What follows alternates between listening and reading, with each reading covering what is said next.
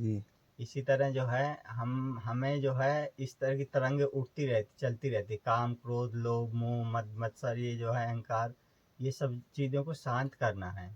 जब ये सब चीज़ें शांत हो जाएंगी जी तो जो है हमें आते हैं, या फिर हम घर में भी रह कर के गुरु बनाते हैं। जी तो क्या होता है कि हमारे नए गुरु बनाने से क्या होता है कि उन्होंने भजन किया, पूरे जीवन में भजन किया होता है, जी तो उनके नए संस्कार जो बने होते हैं जी उनसे हमारा संपर्क हो जाता है। जी तो भगवान की इच्छा ही मान के चलें। पर जो अगर हम कहीं गलत कार्य होते हुए देखें तो जी ये भी नहीं है कि उसमें भी भगवान की इच्छा ही मान के चलें। जी भगवान ने अपने को भी विवेक दिया है कि भाई गलत किसी के साथ गलत हो रहा है तो हम अपनी तरफ से प्रयास करें कि उसका गलत ना ना हो। होने दे। जी, महाराज जी, ऐसा क्या करें कि जिससे समाज का और देश का खोजोगे तो बाहर कहीं नहीं है। जी बुराई जो है अपने खान पीन और अपने मतलब विचारधारा से ही उत्पन्न होती है। जी अगर आप खान पीन सुधार लो, विचारधारा अच्छी रखो, तो कहीं कुछ नहीं है, संसार जो है भगवान में दिखाई देगा आपको। बुराई अपने अंदर ही है। हाँ, बुराई इसी शरीर के अंदर ही है, कोई बाहर थोड़ी है। अगर आप खान पीन संयम, अच्छा मतलब कि सात्विक भोजन रखें, जी अच्छा आचार विचार रखें, तो बुराई आपको कहीं दिखाई नहीं देगी। नहीं जी। जी महाराज जी, आज की डेट में देखते हैं कि लोगों को एक दूसरे से जलन बहुत होती है, तो ये सब महाराज जी ये क्या है? ये क्या है कि राम इच्छा से ये ईर्ष्या राग द्वेष जो है सब माया का प्रभाव है। जी हम देखते हैं कि भाई ईर्ष्या की राग द्वेष क्यों होता है, क्योंकि हम सोचते हैं कि वो हमसे आगे न बढ़ बढ़ जाए। पाए। जी तो उस कारण जो है हमारे मन में एक तरह की अंदर ही ईर्ष्या। अंदर राग द्वेष ये सब भर जाती है जी कि नहीं वो तरक्की कर रहा है या वो आर्थिक धन उपार्जन जो है अधिक कर रहा है। जी तो क्या होता है कि वो चीज़ें जो है अपने शरीर को भी नुकसान करती हैं और भगवत संबंधी जो कार्य होते हैं तो उनमें भी बाधा पहुंचाती हैं। जी तो हमें बचना चाहिए कि इन चीज़ों से जो है साधु संतों का संग करें, या फिर साधु संत अगर अच्छे या नहीं मिल पा रहे हैं जी जी तो हमें शास्त्रों का अध्ययन करना चाहिए, जी उनसे जो है अपना जो है शिक्षा लेना चाहिए। या अगर वो भी नहीं हो पा रहा है तो जो बड़े अपने घर में निजी जो है बुजुर्ग लोग होते हैं जिन्हें अच्छा अनुभव होता है जीवन का, जिन्होंने अच्छे कर्म किए होते हैं, जी जी तो उनका संग करें। जी तो उनकी सलाह से जो है हम इन चीज़ों से बच सकते हैं। हाँ, क्यों नहीं। साधु महात्मा क्या करते हैं, जी किसी किसी से राग द्वेष नहीं है, सब बिल्कुल एक दूसरे के पास आते जाते हैं। हाँ, कोई बात पे मतलब कि थोड़ी वाद विवाद भले ही हो जाए, जी पर उसके बाद जो है फिर जो कहते हैं। बराबर है। हाँ, जैसे कि आप गंगा जी में कहीं भी जा देखेंगे कि जल अगर स्थिर है जी तो वहाँ छोटा सा भी कंकड़ माले मतलब फेंकेंगे डालेंगे तो तरंगे उठनी शुरू हो जी जाएंगी। जी उसके बाद क्या होगा, किनारे पर जाके अपने आप फिर धीरे लड़ धीरे जाएंगे, शांत फिर हो शांत हो जाएंगे। जाएंगे। शांत हो जाएंगे। उसी तरह ये जीवन है। जी इसी तरह जो है हमें जो है इस तरह की तरंगे उठती रहती, चलती रहती, काम, क्रोध, लोभ, मोह, मद, मत्सर, ये जो है अहंकार, ये सब चीज़ों को शांत करना है। जब ये सब चीज़ें शांत हो जाएंगी जी तो जो है हमें परमानंद की प्राप्ति हो जाएगी। मतलब कि अपने आप को शांत रखना बहुत रखना है। जरूरी है। शांत रखना ही भजन का उद्देश्य है। अगर भजन करना है, दोनों बातें हैं। जी जी। जी क्या आप शांति चाहते हैं तो भजन भजन कीजिए। भजन कीजिए, कीजिए। अगर भजन कर रहे हैं तो स्वतः ही आपको शांति शांत मिलेगी। मिल जाएगी। अगर हमारे भजन करने के बाद भी अगर हमारे मन में शांति नहीं मिली जी तो इसका मतलब है कि हम अभी जो है लोगों को आकर्षित करने के लिए भजन कर रहे हैं, दूसरों को दिखाने के लिए भजन दिखाने कर के रहे लिए। हैं। अभी अंदर से हृदय से भजन नहीं हो रहा है, जी तो तब शांति नहीं मिलती है। मतलब कि क्रोध रोध ये सब को। वो धीरे धीरे अपने आप से मिट शांत हो जाएगा। जाते हैं, मिट जाते हैं, इनका अंश भी नहीं रह जाता है। जी पर कब, जब हम धीरे धीरे उस लेवल तक पहुंचते हैं, अगर मन हृदय से भजन हो रहा है भजन तब, हो रहा है जी तो तब धीरे धीरे जो है स्वतः ही अपने आप ही जो है ये शांत हो बिल्कुल जाएगा। शांत हो जाते हैं। जी महाराज जी, क्या शैतान होते हैं? लोगों का सवाल है, क्या शैतान होते हैं? ये तो अपने अपने विचारधारा है, और जिसके मन में जैसा विचार आ गया वैसा किसी सोचने लगता किसी है। किसी के मन में हो जाता है कि नहीं, संत जो है हर तरह से मतलब इस तरह होते हैं कि भाई परोपकार करते हैं और जो है परोपकार में लगे रहते हैं, निष्काम भाव से सेवा करते हैं, तो वो एक तरह से संत ही हो गया। नहीं नहीं संत नहीं, शैतान। नहीं नहीं, वो ही हम बता रहे हैं। जी और जिसके अंदर इस तरह के विचार आ गया कि नहीं हमें गलत काम करना है, कि हम फला का मतलब कि दूसरे का धन मतलब जी अर्जित हड़पना करना। है, कि दूसरे के साथ गलत काम करना है, या फिर इस तरह की कोई भी विचारधारा गलत आ गई, जी जी तो वही शैतान हो गया। सो शैतान या देवता कोई अलग अलग थोड़ी है, जीव तो वही एक ही है। जी जो आप कर्म करना चाहें, उससे लेना चाहें, वही आपके सामने है। आप उससे अच्छा भी कर्म ले सकते हैं बुरे भी कर्म और ले सकते हैं। मतलब कि इसी शरीर से आप गलत कर्म भी कर सकते हैं। जैसे बहुत से लोग कहते हैं किसी शैतान लगा है, शैतान परेशान कर रहा है, जी तो क्या ये ऐसा संभव है, ऐसा होता है? भाई, उसके गलत कर्म होते हैं ना, जी तो उसी उसी कर्मों के हिसाब से उसको शैतान की संज्ञा दी जाती है। अच्छा मान के चलो कि आप एक जीव है, मतलब कि आप मनुष्य योनि में हैं, जी जी तो अब हमें क्या पता कि आप ब्राह्मण हैं कि क्षत्रिय हैं। जी आप जी जो भी कर्म करने लगेंगे जी तो आपको वो वही हिसाब से संज्ञा मान दे ली दी जाएगी। जाएगी जी कि आप मतलब कि आप जो है पंडिताई का काम करते हैं, तो ये हो गया कि चलो ये पंडित हैं। जी जी या आप जो है कोई भी दूसरा कर्म करने लगे, क्षत्रिय वाला कर्म करने लगे, जी तो ये हो जाएगा कि नहीं आप क्षत्रिय हैं। तो इसी कर्म के हिसाब से सबको संज्ञा दी गई है, नहीं तो जीव तो सब बराबर है, ना कोई है ब्राह्मण, ना कोई क्षत्रिय है, ना कोई वैश्य है, ना ही शूद्र है। यानी इंसान ही शैतान है, संतान हाँ, कुछ। यही तो हम बता रहे हैं कि जीव जो है भगवान की दृष्टि में सब सब बराबर बराबर है। है। जी यहाँ भगवान की दृष्टि में ना कोई शूद्र है, ना ना कोई कोई। ब्राह्मण है, ना जी कोई तीसरी वर्ग चौथे वर्ग है ही नहीं, है ही कुछ नहीं। भी नहीं है। जी जी वहाँ तो खाली एक जीव है जी और उसके कर्म है, और जी इसके अतिरिक्त कुछ कुछ नहीं है। नहीं। जी। तो महाराज जो ये अभुआते हैं कि मुझे काली मैया चढ़ी है, हम्म मुझको हनुमान जी आ गए, हम्म। तो क्या ऐसा संभव है किसी इंसान के ऊपर हनुमान जी आ सकते हैं? ये क्या होता है कि राम इच्छा से अब ये नहीं बता सकते हम कि किसके ऊपर कितना प्रभाव आता है, जी पर जीव का जब क्या होता है कि हम किसी का सिमरन करते रहते, जैसे कि हम भजन करते हैं, जी तो भजन जो भी जीव जिसका भी भजन कर रहा होता है, तो उसका भजन करते करते उसके गुण जो है उस जीव में प्रवेश होने लगते हैं जी धीरे धीरे। हम्म, और जब वो जो है उस अपने गुणों को मतलब जो उसको गुण मिले हैं नए, मतलब भगवान भगवत कृपा से, जी जी तो उनको अगर वो संचित कर लेता है तो वो परोपकार में लगा देता है। जी और जो संचित नहीं कर पाता है, जिसके अंदर इतनी कैपेसिटी नहीं है शरीर में कि भाई उनको सदुपयोग करे, जी तो वो जो है किसी भी कार्य में लगाते हैं, जी या कोई गलत भी काम कर सकते हैं, कोई अच्छा भी काम कर सकते हैं, कैसे भी काम कर सकते हैं। कैसा भी काम कर हाँ, सकते हैं। तो यही होता है कि पहले भजन करते करते क्या होता है, साधु महात्मा पहले क्या करते थे, लीन हो भजन जाते। करते करते अपने शरीर में उतनी कैपेसिटी बढ़ाते थे कि जी अगर हमें भगवान की कृपा अनुभव भी हो या मिले भी, तो हम उसका सदुपयोग कर लें। क्योंकि भगवान की कृपा इतनी विशाल है कि वो साधारण जीव चाहे कि हम उसको जो है किसी सेवा में ले सकें या उसका सदुपयोग कर लें, तो ये बता पाना बड़ा मुश्किल है। जी क्योंकि इतनी विशाल ऊर्जा है वो, इतना मतलब कि प्रकाश का भंडार, इतना ज्ञान का स्रोत है कि जी उसको हम संभाल ही नहीं सकते हैं। कि अगर हम चाहें कहें कि कच्चे घड़े में या सागर को भर दें, तो क्या संभव है? नहीं संभव नहीं है, उसमें डालेंगे तो तुरंत फूट जाएगा। बिल्कुल तो इसी तरह जो भगवत कृपा है वो विशाल है, और जीव जो है छोटा सा है, छोटा सा है। उसकी कैपेसिटी जो है, उसकी क्षमता जो है छोटी है, छोटी। जी तो इसीलिए उसको संभाल नहीं पाता है। और जो संभालने के अधिकारी बना लेते हैं अपने शरीर को, जी जी तो वो जो है उसको संभालते भी हैं। महाराज जी क्या चमत्कार होते हैं?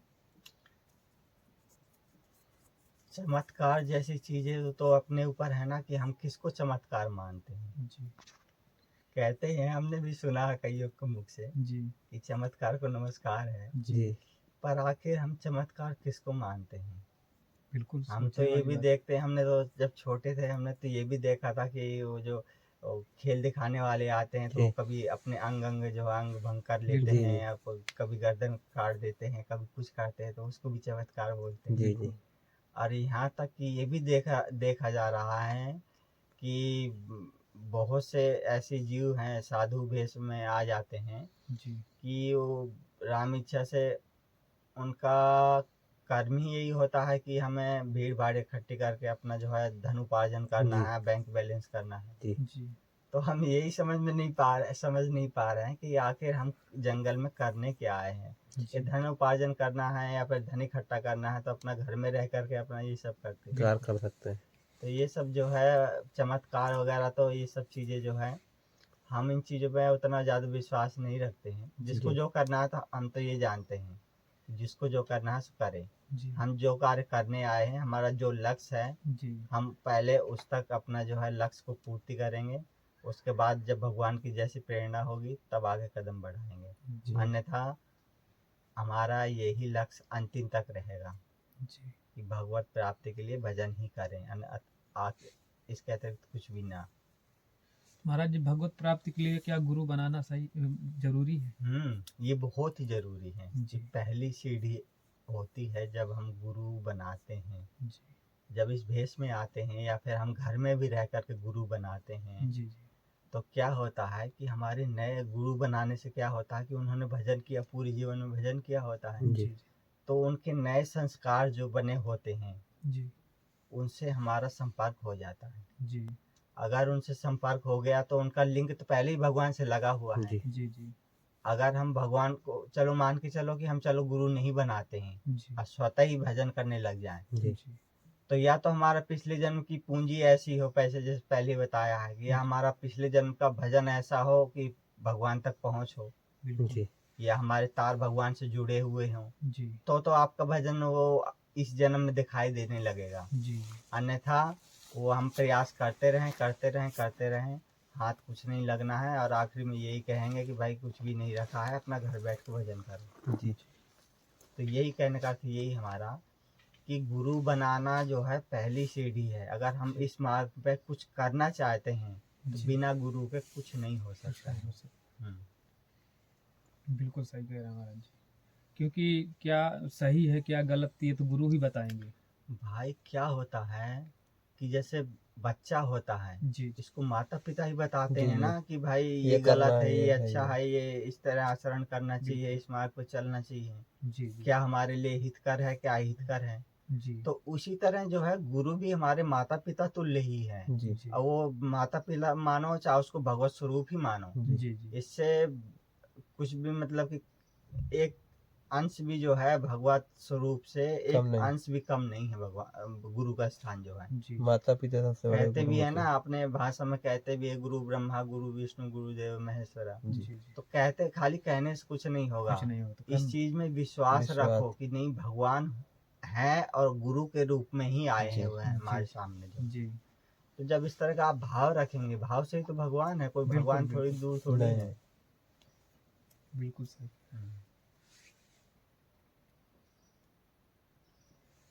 महाराज जी, आखिरी सवाल है आपसे जी, जन्म और मृत्यु का रहस्य क्या है? जन्म मृत्यु क्या है कि जब हम जिस मार्ग पे लगे हुए हैं जी, मतलब भगवत प्राप्ति के मार्ग पे चल रहे हैं जी, तो हमारा ये आखिरी समय है और आखिरी लक्ष्य यही है हमारा कि भगवत प्राप्ति हो जाए जी। अब कोई कहे कि हमें एक जन्म में ही प्राप्ति हो गई है जी, पिछले जन्म मतलब पिछले जो है भक्तों के इतिहास पढ़ के देखें तो कहेंगे कि नारद जी को 2 जन्म लग गए हैं, प्रहलाद जी को 1 जन्म लग गया, ध्रुव जी को 1 जन्म में मिल गए हैं जी, किसी किसी को 10 जन्म में मिले हैं, किसी किसी को पता नहीं हजारों करोड़ों जन्म लेने पड़े हैं जी जी जी।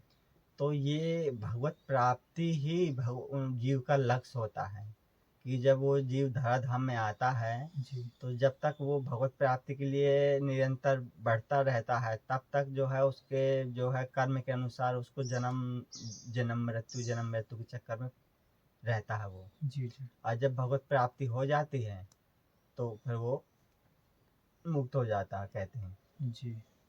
हम तो ये कहते हैं, हमारा तो ये मानना है जी कि भगवत प्राप्ति होने के बाद वो भगवान का अंश हो जाता है, भगवान के शरीर में ही समाहित हो जाता है जी, भगवान से अलग नहीं रहता है। या शास्त्रों में ये भी पढ़ा है कि उनके परिकर के रूप में उनके साथ रहते हैं जी। तो ये हम तो यही कहेंगे कि भाई सागर की बूंद जो है सागर में ही समा जाती जी। है। जी तो इसीलिए सागर में कितनी ही गंगा जी आकर के नदियाँ आकर के मिली हैं, तो सागर पर कोई असर नहीं कोई पड़ता है, प्रभाव नहीं वो पड़ता। जस का तस ही है। जी इसीलिए जैसे करोड़ों अरबों जितने भी जीव होंगे इस धराधाम में, पूरी जी। मतलब कि ब्रह्मांड में, तो अगर इतने जीव मिल करके भगवान में समाहित हो जाएं तो भगवान जस के तस ही रहेंगे। जी इसीलिए जो है भगवान का अंश होने के बावजूद भी भगवान पर कोई फर्क नहीं पड़ता है। वो खाली लीला करने के लिए जो है छोटे छोटे जीवों को जो है धराधाम में भेजते रहते हैं, अपना जो है लीलाएं होती रहती हैं। जी महाराज जी, यहाँ तो जन्म लेने के बाद इंसान जब बड़ा होता है तो पैसों के माया के पीछे इस तरह पड़ा रहता है कि इकट्ठा किए पड़ा है, किए पड़ा है। किसी किसी को हमने देखा भी है, सुना भी है। जी। देखा आपने मतलब कि इसी टीवी में देखा है जी कि किसी को बताते हैं कि हमें पिछले 4 जन्मों की, किसी 7 जन्मों की ऐसी याददाश्त है कि फला जन्म में हम फला जगह थे, फला हमारे पिता का नाम था, पूरा परिवार का अपना रिकॉर्ड बताते हैं, और वो चेक किया जाता है तो जस का तस मिलता है। जी तो यही होता है कि जीव जो है एक योनि से दूसरी योनि में जो है अपने कर्म के अनुसार वो जो है जाता रहता है। जी तो जो है जिसका जैसा कर्म होता है तो भगवान उसको उसी कर्म के हिसाब से अपना जो भेजते रहते हैं। जी पर जब वो भगवत संबंधी कर्म करेगा, भगवत प्राप्ति संबंधी कर्म करेगा, तो वो जी भगवान की तरफ बढ़ेगा। अगर हम संसार वाला कार्य कर रहे हैं, खाली उधर पूर्ति वाला कार्य कर रहे हैं, तो हम इसी संसार में ही चक्कर काटते रहेंगे। महाराज जी, ऐसे ये लोग इतना पैसा कमा रहे थे लेकिन ले एक भी नहीं जा पाते, ये कैसे?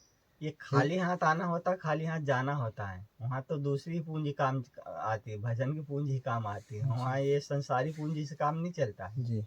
वहाँ जो है आप संसार में साधु महात्मा के पास देखोगे तो उनके पास क्या होता है? कुछ नहीं। उनके पास कुछ नहीं होता। ये है कि 4 जने आ जाए तो उनकी भोजन की व्यवस्था कहाँ से होगी? जी लेकिन उनकी हो जाती व्यवस्था। उनकी व्यवस्था भगवान के माध्यम से होती है। जी। और भगवान जो है किसी न किसी को पहले से ही व्यवस्थित करके रखते हैं कि भाई उनके पास व्यवस्था आपको पूरी पहुँचानी है।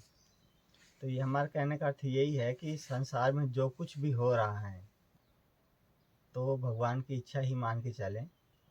पर जो अगर हम कहीं गलत कार्य होते हुए देखें तो जी। ये भी नहीं है कि उसमें भी भगवान की इच्छा ही मान के चलें। जी। भगवान ने अपने को भी विवेक दिया है कि भाई गलत किसी के साथ गलत हो रहा है तो हम अपनी तरफ से प्रयास करें कि उसका गलत ना न हो। होने दें। जी। महाराज जी, ऐसा क्या करें कि जिससे समाज का और देश का सेवा में लग जाइए, भजन में लग जाइए जी निष्काम भाव से, देश का अपने आप भला होगा। यानी किसी भी काम को करिए तो पूरे अंदर की हाँ, पूरी इच्छा से हृदय से, करिए। निष्काम भाव से। जी जहाँ हमारे अंदर कामना आ गई तो फिर वो वहीं विकार शुरू हो जाता है। जी जहाँ मतलब कि चाहे हम देश के लिए कार्य करें तो निष्काम भाव से करें, ये जी हमारा कर्म है, भगवान ने हमें ये कर्म सौंपा हुआ है तो ये जी कार्य करना है। तो जहाँ निष्काम भाव आएगा जी जी तो वहाँ किसी तरह की बुराई रह ही नहीं सकती है जी और किसी तरह का विकार आएगा ही नहीं। जी जहाँ विकार कहाँ आता है? जहाँ हमारे अंदर किसी तरह का लोभ लालच मतलब कि जी। कहाँ कामना जहाँ उत्पन्न हो गई जी तो जी वहीं विकार आ गया। जी बिल्कुल सही कह रहे हैं महाराज जी। संतों का सत्संग ही तो है जो मतलब कि समाज में जो इधर उधर भटक रहे हैं लोग, जी। तो उनको सही रास्ता दिखाता है।